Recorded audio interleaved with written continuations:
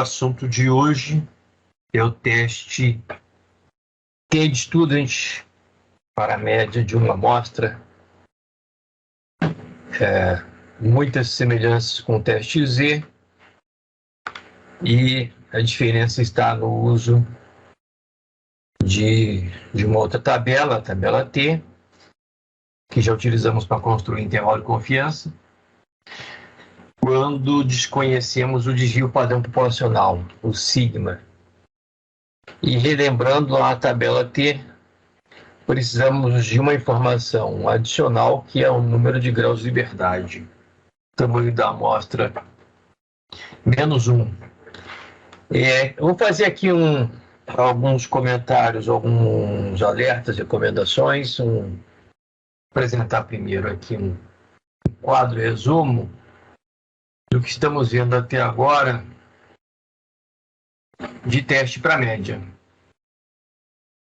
Na verdade, um desenho, esboço aqui, resumo, onde a ideia é a seguinte: em um teste de hipóteses para média de uma amostra, que é o assunto da seção 7.2, da seção 7.3, o caminho é mais ou menos o seguinte: nós retiramos isso, posteriormente a formulação das hipóteses, né?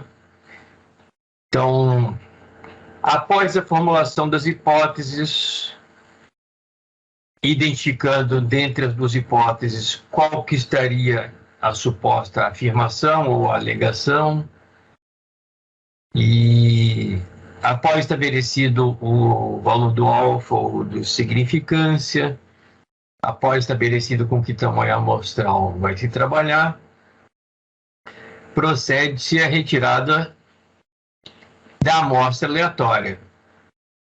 E a partir dessa amostra aleatória, calcula-se a média amostral, o x-bar. A etapa seguinte é transformar essa média amostral ou em Z, estatística padronizada Z, ou estatística padronizada T. O que existe em comum entre Z e T é que podemos ter valores negativos de T e valores positivos de T, e o mesmo com relação a Z. Valores negativos da estatística padronizada vão ocorrer quando a média amostral for menor do que o valor apresentado na hipótese nula, né? E os valores positivos vão ocorrer quando a média amostral for maior do que o valor da hipótese nula. A fórmula para o cálculo da estatística Z ou da estatística T é a mesma. A diferença é que no cálculo da estatística T, utilizamos o desvio padrão amostral ao invés do desvio padrão populacional, que seria desconhecido, né? Após o cálculo dessa estatística padronizada, nós temos dois caminhos possíveis e podemos seguir qualquer um dos dois, o resultado vai ser o mesmo. O resultado em termos de rejeitar ou não rejeitar a hipótese nula. Um dos caminhos é verificar se a estatística padronizada cai ou não na região de rejeição. Então, é o que o livro-texto apresenta como análise pela região de rejeição. Região de rejeição ou regiões de rejeição, né? Porque no teste bicaudal temos duas regiões de rejeição, uma à esquerda e outra à direita.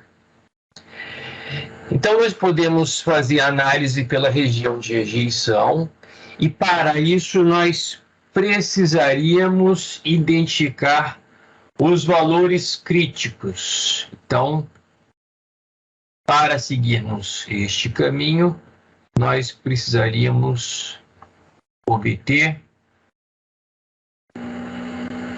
os valores críticos, ou o valor crítico, né? Um teste unicaudal, um valor crítico, ou à esquerda ou à direita. Um teste bicaudal, dois valores críticos, uma à esquerda e uma à direita. Bom, Então, se a estatística padronizada cair na região de rejeição, nós rejeitamos a hipótese nula. Caso contrário, não rejeitamos. Se optarmos pela análise do valor P, nós não precisaremos dos valores críticos. Precisaremos apenas confrontar o valor P com o alfa. De qualquer forma, o alfa é necessário tanto para identificarmos valores críticos, quanto para avaliarmos de forma comparativa se o valor P é pequeno ou não. Se o valor P for pequeno, for menor do que o alfa, nós rejeitamos a hipótese nula. Tá? Então, vocês não precisam seguir os dois caminhos. O livro-texto apresenta um conjunto de exercícios. Deixa eu ver aqui. Então, começa aqui na página 359. E da mesma forma como na seção 7.2, que era para o teste Z, os autores apresentam uma lista, por exemplo, testando afirmações usando regiões de rejeição. Então, nos exercícios de 15 a 22, o que os autores querem é que o aluno resolva esses testes de hipóteses mediante a análise da região de rejeição. Ou seja, a estatística T de student cai na região de rejeição ou não cai na região de rejeição. E depois, nos exercícios de 23 a 28, os autores pedem que a análise seja mediante o valor P. Ou seja, o valor P é menor do que o alfa, e aí rejeitamos a hipótese nula. Ou o valor P é maior do que o alfa, e aí não rejeitamos a hipótese nula. Tá? Mas, de qualquer forma, se não houvesse a cobrança dos autores aqui com relação a usar a região de rejeição ou usar o valor P, vocês poderiam seguir qualquer um desses dois caminhos. O resultado vai ser o mesmo. Ou rejeitar a hipótese nula ou não rejeitar a hipótese nula. Tá? Sim? Na hora da avaliação, a gente vai poder também usar qualquer um dos métodos? Na prova? Isso. Pode ser que eu faça que nem o livro-texto. Em uma questão específica, eu queira avaliar se você está sabendo utilizar o valor P ou a região crítica, região de rejeição. Tá? Se eu não disser nada, você que escolhe. Tá bom. Tá? Até se eu não disser nada, o interessante é você não seguir os dois caminhos para não perder tempo. Tá? A não ser que esteja sobrando tempo. Sobrou tempo, quer verificar se realmente você resolveu o problema corretinho, aí você pode fazer o outro caminho. Os dois caminhos têm que dar a mesma resposta. Então, se você, pelo valor P, rejeita a hipótese nula, mas pela análise da região de rejeição você não rejeita a hipótese nula, é porque você está equivocado em algum dos caminhos. E aí, prestar atenção no valor do alfa, tá? Eu vejo só um pequeno probleminha nos exercícios, mas probleminha bastante solucionável. Nesses exercícios, eu acho que a mesma coisa acontece na seção 7.2, que é o seguinte: ao resolver um teste de hipóteses, existe mais ou menos uma sequência, que existem passos antes da retirada da amostra. A identificação de uma possível afirmação, a transformação dessa afirmação em uma das duas hipóteses, hipótese nula ou hipótese alternativa, a construção das duas hipóteses, a hipótese nula e a hipótese alternativa, a identificação do valor alfa. Por quê? O alfa estabelece qual é o nosso nível de aceitação de correr um risco, o risco de cometer o erro tipo 1. Então, uma das primeiras etapas é o estabelecimento do alfa. E aqui nos exercícios, os autores colocam o valor do alfa lá no finalzinho da questão. Então, se a gente não prestar atenção, a gente acaba ignorando o alfa, tá? E o alfa vai ser imprescindível tanto para a identificação dos valores críticos quanto para a comparação com o valor P.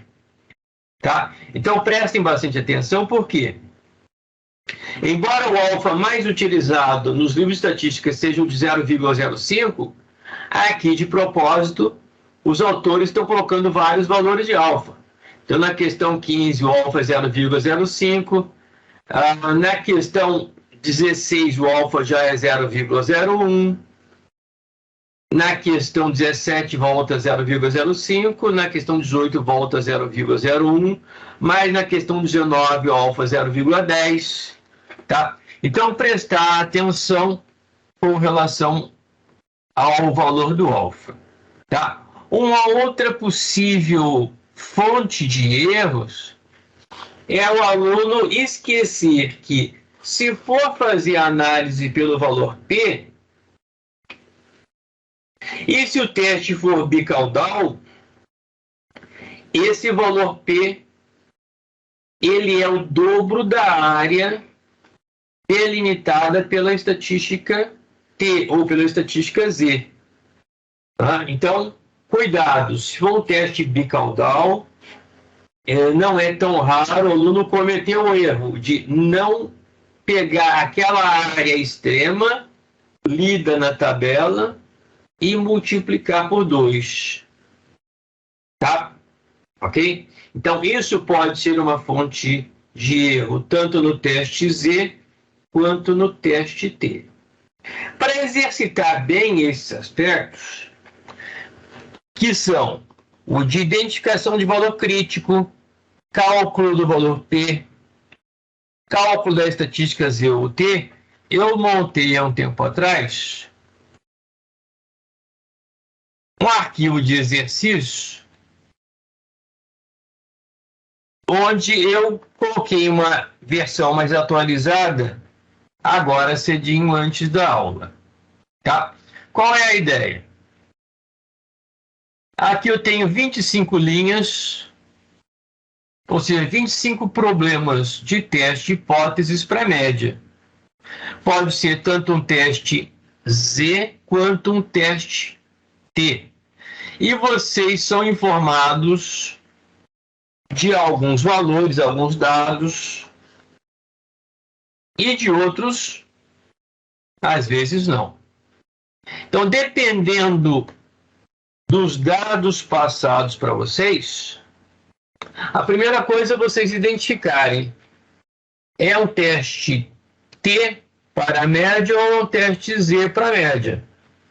E pelo que vocês já devem estar observando, o que distingue o teste Z do teste T para a média é se eu conheço o desvio padrão proporcional, o sigma, eu realizo o teste Z. Se eu não conheço o sigma, eu realizo o teste T. Então, de cara, aqui na coluna com os dados de sigma, eu tenho os primeiros casos onde o sigma é conhecido e todos os outros onde o sigma é desconhecido. Tá? Estou forçando mais a análise pelo valor, pelo teste T, porque na prática, teste hipótese para média é mediante o teste T. Só numa situação muito particular, vocês deveriam realizar o teste Z. Tá? Mas, em alguns casos, vamos dizer, fora esse problema de sigma conhecido ou sigma desconhecido, teste T ou teste Z, em alguns casos vocês não estarão sendo informados dos dados amostrais. Ou seja, a média amostral, x-bar, e o desvio padrão amostral, o S. Se vocês não forem informados desses valores, vocês não vão ter condições de calcular a estatística padronizada, Z ou T, não vão poder calcular o valor P e não vão poder dizer se rejeitam ou não rejeitam a hipótese nula. Tá? Mas vocês vão poder, pelo menos, responder alguma coisa. Enquanto vocês não têm os dados da amostra, mas sabem o valor do alfa, sabem o sinal da hipótese alternativa, vocês podem identificar o valor crítico ou os valores críticos. Tá? Então, para o primeiro caso, o primeiro exercício, o valor da hipótese nula, 45, sinal da hipótese alternativa, maior do que. O que significa isso? A hipótese nula é μ menor ou igual a 45. A hipótese alternativa, μ maior do que 45. Tá? E essas duas hipóteses, elas são formuladas independentemente se o teste é T ou teste Z. Ok? Vocês estão sendo informados no primeiro caso do valor do alfa. Então, se for um teste Z, vocês têm condições de calcular o valor crítico de Z. Se for um teste de T, vocês têm condições de calcular o valor crítico de T. Tá? Vocês estão sempre sendo informados do tamanho amostral. Por quê? O tamanho amostral é uma definição preliminar à retirada da amostra aleatória. Então, se a amostra aleatória foi retirada, vocês terão a informação da média amostral, o x-barra, e do desvio padrão amostral. Ok? Eventualmente, vocês não terão a informação do desvio padrão amostral, mas terão a informação do desvio padrão populacional. Tá? Então, aqui são 25 exercícios para que vocês fortaleçam essas etapas preliminares, que são identificação se é um teste T ou um teste Z, identificação dos valores críticos, de forma que vocês se habilitem a fazer a análise pela região de rejeição, ou o cálculo do valor P. Tá? Sendo que o valor P, ele é lido facilmente na tabela Z, se for um teste Z. Mas se for um teste T de student, vocês têm uma delimitação. E essa delimitação eu comentei num vídeo que eu gravei ontem mesmo e disponibilizei para vocês. Tá? Qual é a delimitação? Vou aqui resumir um pouquinho, mas depois vocês veem o vídeo. Tá? Então, vou me concentrar aqui numa das primeiras linhas. Vamos supor que a gente esteja realizando um teste para média, e vai ser um teste T, e o tamanho amostral bem pequeno, só para facilitar aqui nossa visualização. Tamanho amostral 3. Se o tamanho amostral for 3, o número de graus de liberdade é 2. Então, vamos nos concentrar na segunda linha. Se esses são os valores da segunda linha, grau de liberdade 2, e se nós tivermos um teste unicaudal, vamos considerar um teste unicaudal à direita, para simplificar. Teste unicaudal à direita, a nossa chance de rejeitar a hipótese nula está à direita. Então, nós vamos ter chance de rejeitarmos a hipótese nula se a estatística T for positiva.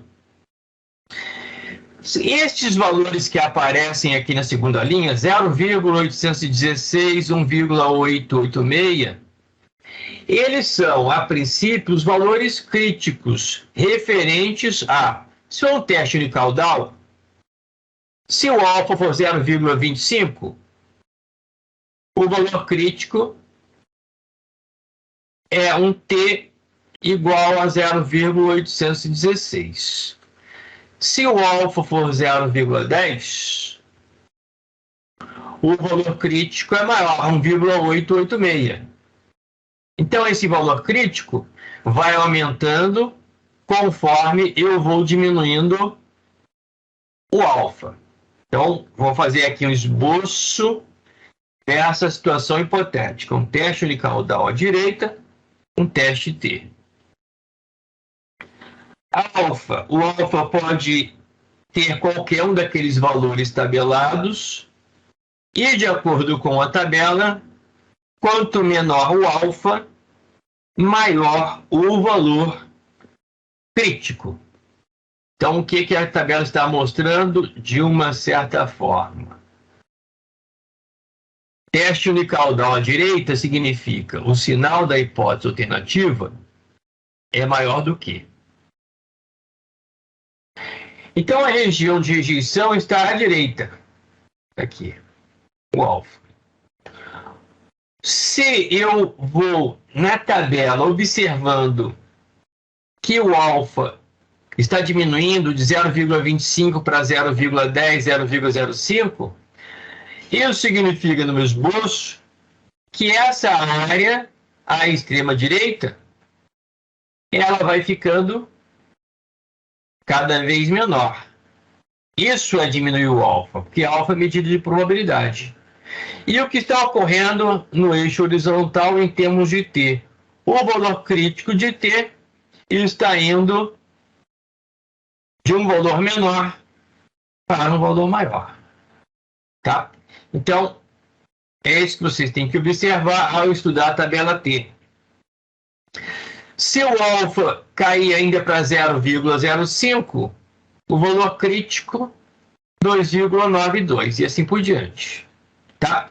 Mas no final das contas, o que essa tabela mostra, se a gente se concentrar nesses rótulos para uma cauda, o que essa tabela está mostrando é que existe uma relação entre a área à direita e o valor de T. Então, o que a tabela está me dizendo é o seguinte: a partir do momento em que eu fixo o valor de uma área aqui à direita, automaticamente está amarrado, está estabelecido um valor de T. Esse valor de T, ele pode ser o valor crítico de T. Por isso que aqui, lá no rótulo, aparece uma cauda, um anteio, vírgula, alfa. Então, o que essa tabela está mostrando de imediato para a gente são esses poucos valores de alfa, 0,25 até 0,005. Mas eu posso utilizar essa tabela no caminho contrário, que é: eu retirei uma amostra aleatória, com ela eu calculei a média amostral, e eu transformei a média amostral em um valor de T. Eu posso dizer no teste T, num teste unicaudal à direita, que o valor P desse teste T é a área à direita do T. Então, eu também posso interpretar da seguinte forma: se para 2 graus de verdade eu tivesse encontrado um valor de T igual a 0,816, a área à direita desse T seria 0,25. Esse seria o valor P.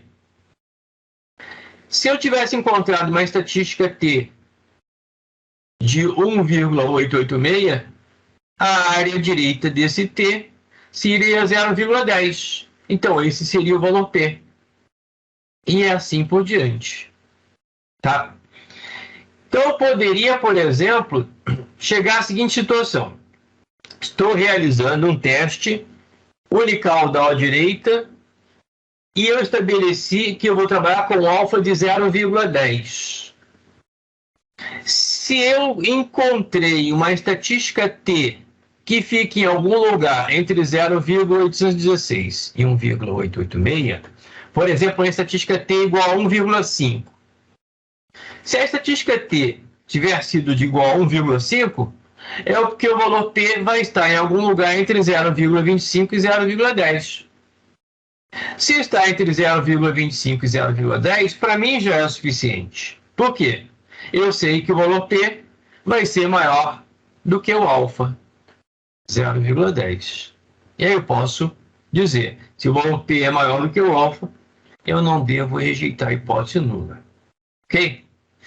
Mas o livro texto, deixa eu pegar aqui, o livro texto, voltando a ele. Tá aqui. O livro texto, quando ele apresenta o valor P, aqui, usando o valor P obtido na distribuição T. Tá? Então ele diz, você também pode usar valores P obtidos de teste T para testar a média Mi. Tá? Por exemplo, considere que você queira encontrar o valor P, dado uma estatística T igual a 1,98 e 15 graus de verdade, em um teste unilateral à direita. Usando a tabela B, a tabela B5, você pode determinar que P, o valor P, tá, está entre 0,025 e 0,05. Mas você não pode determinar facilmente o valor exato de P. Está correto aqui. Só que o livro poderia ter ido um pouquinho mais adiante, mostrando o seguinte. Se a estatística T, por exemplo, tiver sido de 1,8, isso significaria que o valor P estaria mais próximo de 0,10 do que de 0,25. Se a estatística T tivesse sido de 0,85, o valor P estaria mais próximo de 0,25 do que de 0,10. Então, o que eu mostro no vídeo? Que eu posso fazer uma boa aproximação, e é uma aproximação boa mesmo. Tá? Pode confrontar o valor aproximado com o valor exato obtido por Excel, por exemplo, ou por Minitab, ou pelo R.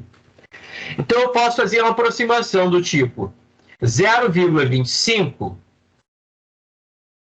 está para 0,816, assim como 0,10 está para 1,886, assim como o valor P, que eu quero calcular, está para a estatística T, que vai estar em algum lugar entre 0,816 e 1,886. Então, por simplificação, por uma linearização, eu vou ter um valor aproximado. E esse valor aproximado, o valor P, para mim, ele é interessante, não é imprescindível, mas ele é interessante, para que eu possa verificar se o valor P está mais próximo de 0,10 ou mais próximo de 0,25. Ok? Nesse exercício aqui, eu tenho um vídeo que eu mostro, eu comento, talvez com um pouquinho mais de detalhes, esse exercício. Então, é o link que aparece aqui. Então, se vocês quiserem assistir esse vídeo, ele apenas vai estar comentando com mais detalhe o que é que vocês podem fazer nesse problema. Ok? Mas, pelo menos, vocês vão poder estar dizendo o seguinte, olha, é um teste T, eu não tenho condições de calcular o valor P exato, mas eu posso dizer em que faixa está caindo o valor P. Tá? Ou eu posso avançar um pouquinho mais e dizer, olha, o valor P, por exemplo, está entre 0,25 e 0,10, e o valor aproximado, por exemplo, é 0,13, 0,15. Então, vocês podem dar uma resposta com uma faixa do valor P ou com um valor aproximado do valor P. Ok? O que é que vai estar faltando? Se vocês têm os dados amostrais e vocês podem seguir qualquer um daqueles dois caminhos, no final das contas, vocês vão estar podendo dizer se rejeitam ou não rejeitam a hipótese nula. E por quê? Então eu tenho que explicar. Estou rejeitando a hipótese nula porque a estatística T está caindo na região de rejeição, ou numa das regiões de rejeição. Ou estou rejeitando a hipótese nula porque o valor P é menor do que o alfa. E assim por diante. Tá? Então aqui a ideia é fortalecer em vocês essa habilidade de transformar os dados amostrais em estatística padronizada, ou Z ou T, e em resolver um teste de hipóteses, pelo menos em termos de rejeito ou não rejeito hipótese nula. Tá? Então o que não vai ocorrer aqui, nesse exercício, é vocês serem informados. Existe uma afirmação, essa afirmação está na hipótese nula ou na hipótese alternativa? Não vai existir isso. Tá? Então o aspecto de vocês terem que ainda considerar o que fazer com a afirmação, isso vai acontecer nos problemas práticos apresentados aqui. Tá? Questão de prova. Não era raro, em turmas anteriores, o aluno corretamente dizer, olha, rejeita hipótese nula ou não rejeita hipótese nula. Mas ele ignorar que o problema não está me pedindo isso. O problema está me pedindo para que eu avalie ou não determinada afirmação. Então, o problema número 15 aqui, custo de carro usado. A pergunta é, há evidência suficiente para rejeitar a afirmação, considerando o nível de significância alfa igual a 0,05? Então, rejeitar ou não rejeitar a hipótese de forma correta e não avançar, não responder ao problema, não me serve de nada. Ok?